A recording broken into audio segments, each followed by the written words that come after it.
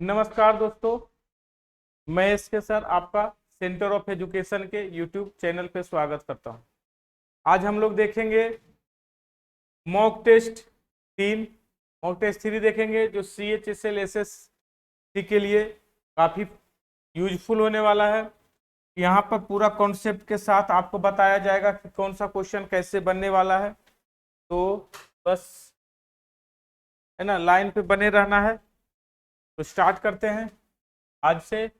ये CHSL जो exam में है, यहाँ से क्वेश्चन एग्जाम में आएगा, तो आप लोग स्टार्ट कर दीजिए। चलिए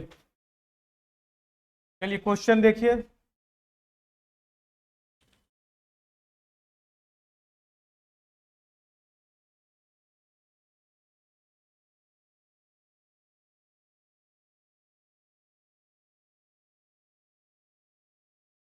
चलिए क्वेश्चन देखिएगा। क्वेश्चन देखिए, बहुत ही खूबसूरत क्वेश्चन है। अगर एक बार ये क्वेश्चन पढ़ लीजिएगा तो आपका जीवन भर आपका आंसर इजी से आ जाएगा, नहीं तो आप परेशान होते रहिएगा कि इसका आंसर आखिर होगा तो क्या होगा।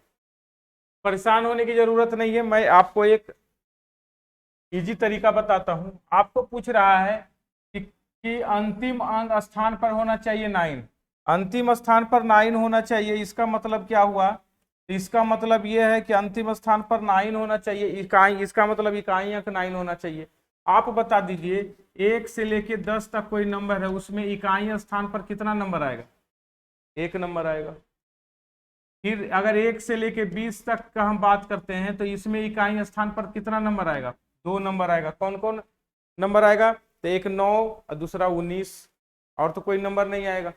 अगर हमसे बोला जाए 1 से लेके 30 तक में बताइए कि 9 जो है कितनी बार आएगा इकाई स्थान पर? तो 3 बार आएगा। कौन कौन में आएगा? 9, 19 और 29। तो आप देख सकते हैं कि 10 नंबर में 1 नंबर में आता है। 10 संख्या में 1 बार 9 आता है।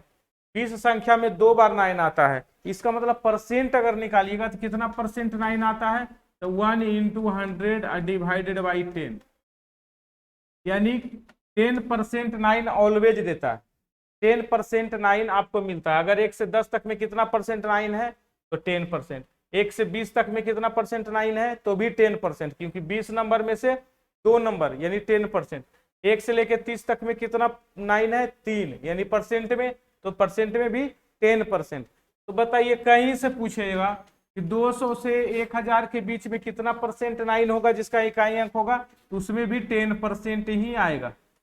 पूछेगा आपको कि 100 से 200 के बीच में कितना 100 से 200 नंबर के बीच में 9 जो है, जिसके यूनिट डिजिट में 9 रहे, तो कितना परसेंट 9 आएगा? तो उसमें भी 10%।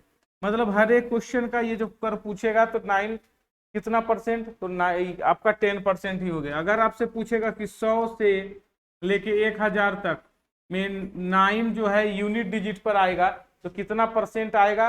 तो ये भी आएगा आपका, ये दोनों के बीच में भी कितना 10% ही 9 आएगा। और सिर्फ 9 की बात नहीं करेगा, 1 भी 10% आएगा, 2 भी 10% आएगा, 3 भी 10% और 4 भी 10%। इसी तरह से टोटल यूनिट डिजिट में जितना नंबर आएगा सब 10% आएगा। तो इसलिए इसका ऑलवेज आंसर 10% होगा। क्लियर है? कहता है एक गोलाकार, नहीं यहां कर लीजिए अर्ध गोलाकार। क्या होगा? एक अर्ध गोलाकार, एक अर्ध गोलाकार गेंद जिसका रेडियस है, देखिएगा एक बर्तन है, इसमें पूरा पानी से पूरा भरा हुआ है। एक गोलाकार नहीं अर्ध गोलाकार गेंद इसमें डाला जाता है। इसमें जो है अर्ध गोलाकार गेंद इसमें डाला जाता है, स्फीयर इसमें डाल दिया जाएगा। तो क्या होगा, जब ये पूरा पानी से भरा रहेगा या किसी लिक्विड से भरा रहेगा तो इससे जितना वॉल्यूम इसमें डालिएगा, जितना वॉल्यूम ये गेंद नीचे इसमें आएगा, उतना ही पानी बाहर निकलेगा। जितना इस गेंद का वॉल्यूम होगा, यानी अगर पानी से पूरा भरा हुआ है, इसमें कोई गेंद डालिएगा तो जितना इस गेंद का वॉल्यूम होगा उतना ही पानी क्या होगा? बाहर आएगा। तो पूछ रहा है कि बाहर निकलने वाले का वॉल्यूम बताइए, बाहर निकलने वाले चॉकलेट का आयतन बताइए। क्वेश्चन पढ़ लीजिए। कह रहा है कि एक गेंद की त्रिज्या 9 सेंटीमीटर है और एक 9 सेंटीमीटर त्रिज्या और 12 सेंटीमीटर ऊंचाई वाले बेलनाकार बाल्टी में इसमें एक अर्धगोले को डाला जाता है। तो क्या होता है, पानी चॉकलेट का जो सिरप है यानी पानी है वो बाहर आने लगता है। तो कितना पानी बाहर आएगा, तो जितना गोला का वॉल्यूम होगा, और गोला का वॉल्यूम होता है 2/3 पाई आर क्यू, मतलब 9 × 9 और इंटू 9। देखिए कैंसिल कराएंगे तो ये 3 टाइम्स में कैंसिल हो जाएगा और आपका आंसर आ जाएगा 9, यहाँ से मल्टीप्लाई करिएगा, 9 9 81 और 3 दूना 6, 81 × 6 पाई, और इसको मल्टीप्लाई करेंगे तो 6 आ जाएगा और 8 × 6 48 होता है पाई। 486 पाई आपका आंसर होगा, और ऑप्शन नंबर किस में दिया गया है, 486 पाई बी में। तो ये एक अर्धगोला को इसमें डाल दिया गया है, तो जितना वॉल्यूम इसमें डाला जाएगा उतना ही पानी बाहर आएगा, यही चीज का ध्यान रखना है। देखिए बहुत ही अच्छा क्वेश्चन है। क्वेश्चन में कह रहा है इसमें रेट ऑफ इंटरेस्ट आपका दिया हुआ है 19%। कितना परसेंट, 19%। यहाँ पर देखिए रेट ऑफ इंटरेस्ट क्या है, 19%। हिंदी वाले में क्वेश्चन में छूट गया है। तो आपसे क्वेश्चन पूछ रहा है रेट ऑफ इंटरेस्ट 19% है, तो बोला है कि कोई धनराशि 2 वर्ष में जो चक्रवृद्धि ब्याज और साधारण ब्याज के बीच का अंतर इतना है। तो चक्रवृद्धि ब्याज और साधारण ब्याज, तो CI जो होता है वो कितना होता है, 19% का। तो 19 + 19 कितना होता है, 19 + 19 यानी 39 38, और 19 × 19 यानी 41.31%। ये CI आ जाएगा। कैसे निकालिएगा, तो आता है 19 + 19 + 19 × 19/100। इसका मतलब ये हो गया 38, और ये इसको मल्टीप्लाई कर लिए तो ये आ गया आपका 361, और यहाँ पॉइंट लगा दीजिए। 38 और 3 41 होता है, 41.61%, 41.61%। जबकि आपका SI कितना होगा, तो एक SI हो जाएगा 38%। कितना परसेंट, 38%। CI होगा इतना और SI इतना, और दोनों का अंतर कितना दिया हुआ है, दोनों को अगर घटाइएगा तो 3.61% इज इक्वल टू आपका, देखिए घटाइएगा तो यही आएगा, दोनों का अंतर इतना आया, और इतना का वैल्यू दिया हुआ है 577.6, और ये कैंसिल करा लीजिएगा तो कैंसिल हो जाएगा, तो 1% का जो वैल्यू आएगा 160। कितना कट जाएगा, 160। और आपसे पूछ क्या रहा है कि आप बताइए मुझे कि चक्रवृद्धि ब्याज क्या होगा। तो चक्रवृद्धि ब्याज कितना होगा, तो चक्रवृद्धि ब्याज ये है इतना परसेंट। तो अब हम 1 बराबर इतना, तो 41.31%, 31% इज इक्वल टू कितना, तो 160 × 41.31। इसको मल्टीप्लाई कर लेंगे तो आपका आंसर आ जाएगा 6657.6। ये आपका ऑप्शन नंबर किसमें है, B, option number B. Multiply करने के बाद ये आपका आंसर आ जाएगा। बहुत अच्छा क्वेश्चन है। इस क्वेश्चन को एकदम बेसिक से समझ आए हैं।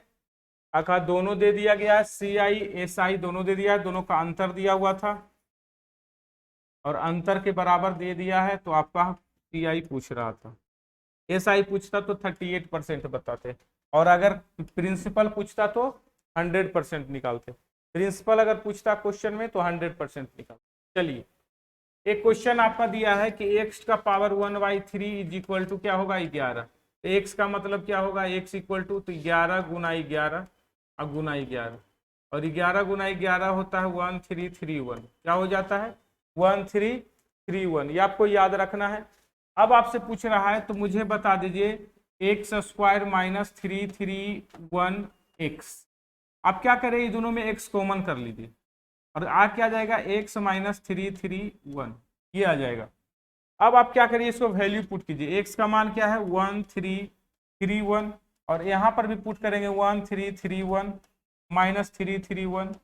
जैसे ये पुट करेंगे तो आ जाएगा 1331 इंटू, इसमें से ये घटाएंगे तो 1000, और ये 1000 जैसे ही आया तो इसका मतलब हो गया 1331 इंटू 1000, और ये किस पर 3 0 है जी, 3 0 देखिए यहाँ ऑप्शन नंबर डी में। काफी लॉजिकल क्वेश्चन था। अगर आप इसको स्क्वायर करते तो प्रॉब्लम में आ जाता क्वेश्चन, और तो फिर आपको क्वेश्चन बनता नहीं। देखिए ये सब क्वेश्चन खास करके एग्जाम में पूछा जा रहा है। यही सब क्वेश्चन एग्जाम में आपसे पूछ रहा है और जो कि काफी कॉन्सेप्चुअल क्वेश्चन है।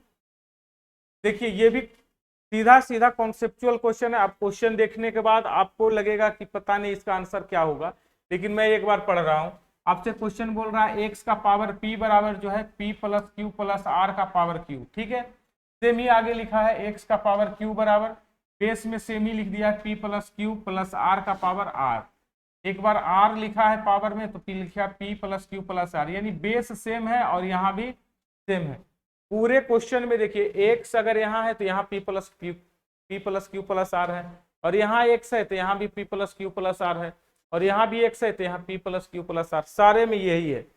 अंतर क्या खा रहा है, यहाँ पर पी है तो यहाँ पर क्यू है, यहाँ पर पी है तो यहाँ क्यू है, और यहाँ क्यू है तो यहाँ आर है, और जब आर है तो पी है, यानी आर के बराबर पी हो जा रहा है और पी के बराबर क्यू हो जा रहा है और क्यू के बराबर पी हो जा रहा है, सारा बराबर हो जा रहा है, तभी तो ऐसा संभव है। इसका मतलब इस कंडीशन के लिए क्या हुआ कि एक्स के जो वैल्यू हो जाएगा वो सीधे हो जाएगा पी प्लस क्यू और प्लस आर, यही हो जाएगा। एक्स का वैल्यू सीधा सीधा क्या हो जाएगा P plus Q plus R. तो आपसे पूछ रहा है P plus Q plus R का वैल्यू क्या होगा, तो सीधा एक्स के बराबर होगा। मैं कह रहा हूं कि अगर एक्स का वैल्यू दिया हुआ है P plus Q plus R, ऊपर में पी और क्यू है, अगला में देखिए क्यू और आर है, अगला क्यू और आर है, यानी पी बराबर यहाँ पर हो गया पी बराबर क्यू, और अगला में हो गया क्यू बराबर आर, और फिर अगला में आर बराबर पी। तो ये भाई ये तो सब फिक्स हो गया ना कि पी बराबर क्यू बराबर आर, और जब पी बराबर क्यू बराबर आर हो गया तो एक्स बराबर पी क्यू आर होगा। एक्स बराबर P Q R, P plus Q plus R, और ये पूछा था क्वेश्चन। अब सीधा सीधा क्वेश्चन था, इसको बनाइएगा बनाइएगा नहीं, अगर माइंड नहीं लगाइएगा तो क्वेश्चन फिर बनने वाला नहीं था। ये क्वेश्चन देखिए सीधा सा क्वेश्चन है, आपसे एग्जाम में हजारों बार पूछ चुका है कि एक रेडियन का जो मान होगा वो क्या होगा। तो आप इसको रट लो, एक रेडियन का जो मान होता है 57 डिग्री 16 मिनट, 57 डिग्री 16 मिनट और 22 सेकेंड होता है। 57 डिग्री 16 मिनट और 22 सेकेंड होता है, ये आप याद रख लो। आप इसको एग्जाम में निकालोगे तो एग्जाम खत्म। आप यहाँ पर डिवाइड कर करके निकालने का फुर्सत किसको है, तो यहाँ पर आंसर आ जाता है 57 डिग्री 16 मिनट और 22 सेकेंड। और इसे याद कर लो 57 16, यहाँ पर देखिए बीच में सबसे छोटा वाला और साइड में दोनों बड़ा वाला, बीच में सबसे छोटा वाला, इस तरह तरीके से आप इसे याद कर सकते हैं। यहाँ पर लिखा है 2 cos स्क्वायर थीटा माइनस 1। देखिए 2 cos स्क्वायर थीटा माइनस 1 जो होता है 1 माइनस टेन स्क्वायर थीटा होता है, और divided by 1 plus ten square theta ये होता है। अब कहिएगा ये इसका, तो क्योंकि इसका जो वैल्यू होता है वो cos 2 थीटा होता है, और जब cos 2 थीटा का जो हम लोग का मान होता है ये यही होता है। तो हम इसको चेंज करके लिख सकते हैं 1 माइनस टेन स्क्वायर थीटा बटे 1 प्लस टेन स्क्वायर थीटा। यहाँ से इसको सोल्व करिएगा, तो यहाँ से इसको अगर आप सोल्व करते हैं तो ये यहाँ पर अपना क्या आंसर आ जाएगा, यहाँ पर इसको सोल्व करेंगे तो ये आ जाएगा नीचे 1 माइनस टेन स्क्वायर थीटा, क्या आ जाएगा टेन स्क्वायर थीटा। ऊपर में क्या आ जाएगा, ऊपर में आ जाएगा 1 प्लस टेन थीटा का होल स्क्वायर, और यहाँ क्या आ जाएगा बीच में माइनस है क्या plus, plus 1 minus tan theta का, देखिए ए प्लस बी का होल स्क्वायर और ए माइनस बी का होल स्क्वायर, यहाँ पर आ गया ए प्लस बी का होल स्क्वायर ए माइनस बी का होल स्क्वायर। जैसे हम इसको सोल्व करते हैं तो आता है 2 इंटू 1 का स्क्वायर प्लस टेन स्क्वायर। ये देखिए ये वाला टर्म ये इससे कट गया, ये वाला टर्म इससे कट गया, और आपका सीधा सीधा वैल्यू मिल गया जो कि ऑप्शन नंबर बी में दिया हो। सीधा सीधा कट जाता है और आंसर आपका आ जाता है 2। देखिए बहुत ही बेहतरीन क्वेश्चन है। कहता है एक अलग अलग रूप से संचालित किए जाने पर पाइप ए जलाशय को भरने के लिए पाइप बी से 5 घंटा कम लेता है। ए जो है बी से 5 घंटा कम लेता है, कहने का मतलब होगा अगर ये x लेता है तो ये x प्लस 5 लेता है। अगर ये 5 घंटा कम ले रहा है तो ये 5 घंटा ज्यादा ले रहा है। तो ये अगर x टाइम लेगा तो ये 1 बटा x प्लस 5 टाइम लेगा। कहता है दोनों को एक साथ खोल दिया जाता है तो 6 घंटा में भर जाता है। जब दोनों को एक साथ खोलिएगा तो ये काम करेगा 1/x और ये काम करेगा x + 5 और इस तरह से पूरा काम कितना हो जाएगा 6 आवर में। आप इस टाइप से क्वेश्चन को बनाएंगे। अब यहाँ पर एलसीएम लीजिएगा और क्रॉस मल्टीप्लाई कीजिएगा, क्वाड्रेटिक इक्वेशन आ जाएगा। क्वाड्रेटिक इक्वेशन से निकालने में फिर आपको टाइम लग जाएगा, इसलिए मैं क्या करूंगा ऑप्शन पुट करूंगा। जैसे अभी 18 पुट करते हैं तो 18 और प्लस 18 5 23, देखिए दोनों का कोई मेल नहीं आता है, 18 और 23 का कोई एलसीएम नहीं आता है, इसका मतलब ये नहीं होगा। 10 का यूज करते हैं तो अगर हम यहाँ पर लिखते हैं यहाँ ये 10 होगा और यहाँ पर हो जाएगा 10 + 5 15, दोनों का एलसीएम क्या हो जाएगा 15 और 10 का 60, यहाँ से आ जाएगा 6 और यहाँ से आ जाएगा कितना 15 चौका 60। देखिए टोटल मिला के 10/60 का वैल्यू क्या मिलता है 1/6, मतलब कि ये वाला वैल्यू आपका सही है। और क्योंकि हमको 1/6 लाना था किसी भी कंडीशन में, तो आपका जैसे ही x का मान 10 पुट किए तो आपका क्या आ गया वैल्यू 6। तो पूछ रहा है तो समय कितने घंटे में जलाशय को भर देगा, तो ये कितने समय में भर देगा, तो 1 घंटे में, तो 10 यानी 10 आवर में। ठीक है, तो आप इस क्वेश्चन को ऐसे ही बनाएंगे तो ज्यादा अच्छा रहेगा। तथा 3 सोफे का औसत मूल्य इतना दिया हुआ है और उनके मूल्य इतना इतना के अनुपात में। औसत मूल्य का मतलब होता है, इसको जोड़ दीजिए, 8 5 13 और 4 17, तो 17x का जो वैल्यू दिया हुआ है 17034 और ये एवरेज दिया है और इसको 3 से गुना कर दीजिएगा तो ये टोटल हो जाएगा। अब क्या करेंगे, 17 से कैंसिल कराइएगा तो 1 आ जाएगा और 17 दूना 34 आ जाएगा, 102, 102 नहीं, ये आपका 1002 आ जाएगा और इसको मल्टीप्लाई करेंगे 3 से तो आ जाएगा 3006। क्या आ जाएगा 3006, x का वैल्यू आ गया 3006। अब आपसे पूछ रहा कर सोफे का सबसे अधिकतम मूल्य क्या होगा। सोफे का सबसे अधिकतम मूल्य 8 है, यानी 8x का मालूम करने के लिए बोल रहा है और x का मान हम निकाल चुके हैं तो 8x का मान निकाल देंगे, 8 × 48 हो जाएगा और यहाँ से 8 × 3 = 24 हो जाएगी। 24 48 आपका आंसर होगा और ये कहाँ दिया हुआ है, देखिए ऑप्शन नंबर सी में दिया हुआ। 17x का वैल्यू दिया हुआ था इतना × 3, क्योंकि एवरेज था तो एवरेज ये दिया हुआ है और इसको 3 से मल्टीप्लाई करेंगे तभी ये टोटल आएगा। तो ये आ जाएगा आपका 17034 × 3। इस तरह से आपका 8x का वैल्यू आपसे पूछ रहा था। चलिए ये क्वेश्चन एग्जाम में कई बार आया है, कई बार पूछेगा। तो आपको सबसे पहले क्वेश्चन इसमें देखना है कि एक पहाड़ है, एक 100 मीटर ऊंचा है। देखिए अगर आप इस क्वेश्चन को बनाते हैं और अगर आप एक साइड लेके बनाते हैं,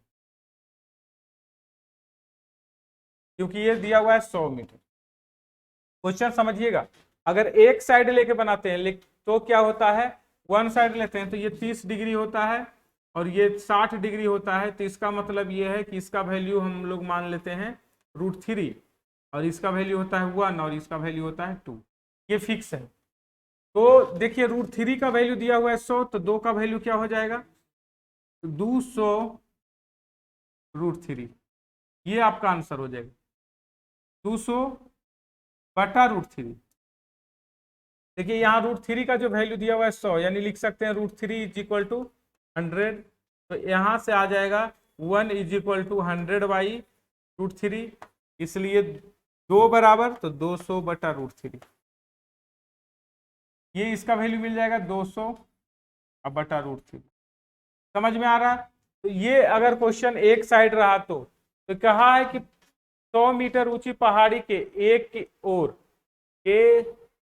2 पहाड़ी हैं, तो अगर एक ही ओर है तो आंसर आपका हो जाएगा 200/√3। लेकिन अगर अपोजिट साइड में हो जाएगा तो आंसर हो जाएगा इसका दुगना। तो अब आंसर हो जाएगा इसका दुगना और कहता है दोनों के बीच का दूरी क्या होगा, तो इस दोनों के बीच की दूरी फिलहाल कितना है, तो 2 है। लेकिन अगर अपोजिट डायरेक्शन में चला जाएगा, अपोजिट डायरेक्शन का ये होगा फिगर, तो फिर ये हो जाएगा, यहाँ से निकाल लीजिएगा, तो यहाँ से अब निकालिएगा तो क्या हो जाएगा इस तरीके से, यहाँ से और यहाँ का हो जाएगा 4, कुल मिलाकर 4, तो 4 बराबर, तो 400√3, 400/√3 हो जाएगा। ठीक है, अपोजिट डायरेक्शन के लिए इसका दुगना हो जाएगा और जबकि सेम डायरेक्शन के लिए उतना ही रह जाएगा। आगे पढ़िए, एक कारखाने में पुरुष और महिलाओं की संख्या दिया हुआ है 15 और 22। कारखाने में कर्मचारियों की कुल संख्या इतना है, इसका मतलब 15 और 22 को अगर आप ऐड करते हैं तो 15 और 22 और 5 27 37 आता है। 37 का जो वैल्यू दिया हुआ है 2257। ठीक है, तो कारखाने में पुरुष और महिलाओं की संख्या के बीच का अंतर क्या है? बीच का अंतर कहने का मतलब हो रहा है दोनों के बीच का अंतर क्या हो जाएगा? 5 और 2 7 का अंतर क्या हो जाएगा? 5 और 2 7 का, यानी 7 बराबर 37 का वैल्यू दिया हुआ है, 37 से कट जाएगा। कितने बार में कटेगा तो ये देख लीजिए, 37 से अगर हम कटा लेंगे तो आपका ये आ जाएगा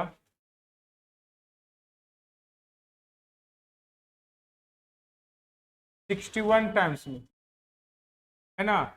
61 टाइम्स में कट जाएगा और यहाँ पर देख लीजिए, और आपका ये क्या आ जाएगा? 7 बराबर पूछ रहा है क्योंकि अंतर, तो 7 बराबर क्या हो जाएगा? 7 गुना 61, और आपका आंसर हो जाएगा 7 और 7 छक 42,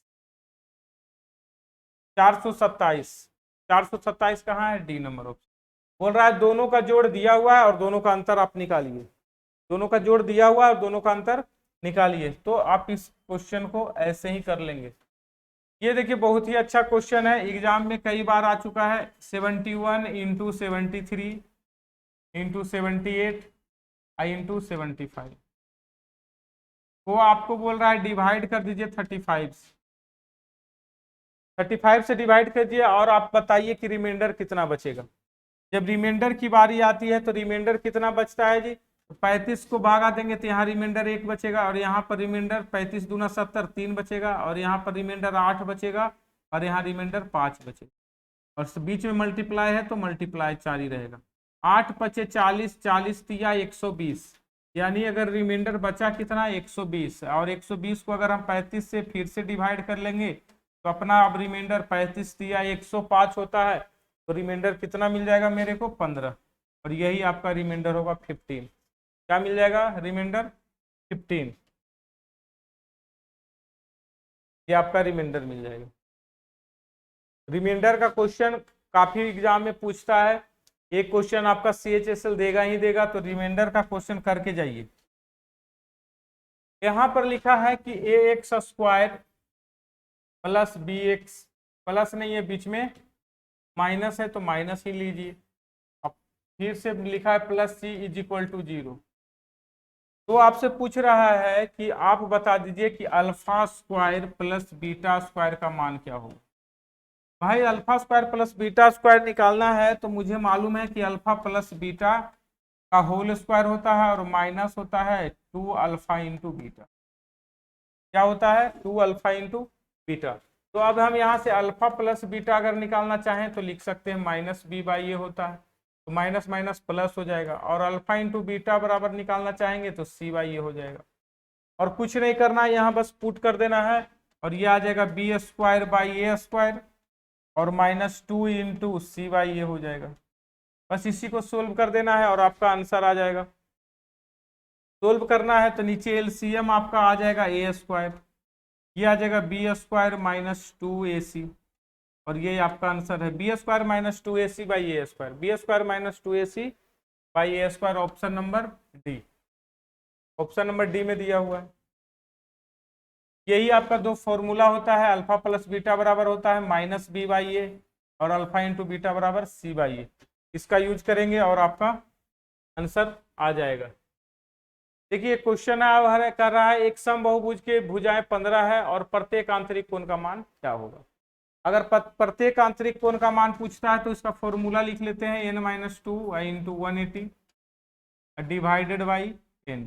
ये होता है प्रत्येक आंतरिक कोण का मान, यही होता है प्रत्येक आंतरिक कोण का मान। अब यहां से हम अगर पुट करना चाहें तो क्या हो जाता है? 15 भुजाएं हैं तो 15 माइनस 2 13 इंटू 180 डिवाइडेड बाई 15। 15 से ये कट जाता है 12 बार में, और 12 गुना 13 13 दूना 26 और 13 और 2 कितना हो जाता है 15, 156, 156 कौन सा होगा, ऑप्शन नंबर बी। तो ये फॉर्मूला होता है एक आंतरिक कोण का। अगर आपको बाह्य कोण बराबर होता है, पूछता टोटल बाह्य कोण कितना होता है तो 360, और एक एंगल पूछेगा तो क्या लिखेगा 360/L। तो आप इस तरीके से बना सकते हैं क्वेश्चन। अगर इसमें विकर्ण का पूछता है तो n इंटू फॉर्मूला हो जाता है n-3/2, ये डायगोनल का फॉर्मूला है। ये सब आपको एग्जाम में पूछ सकता है, तो आप इसको करके जाइए और वीडियो को शेयर, लाइक और सब्सक्राइब कर दीजिए। बहुत बहुत धन्यवाद।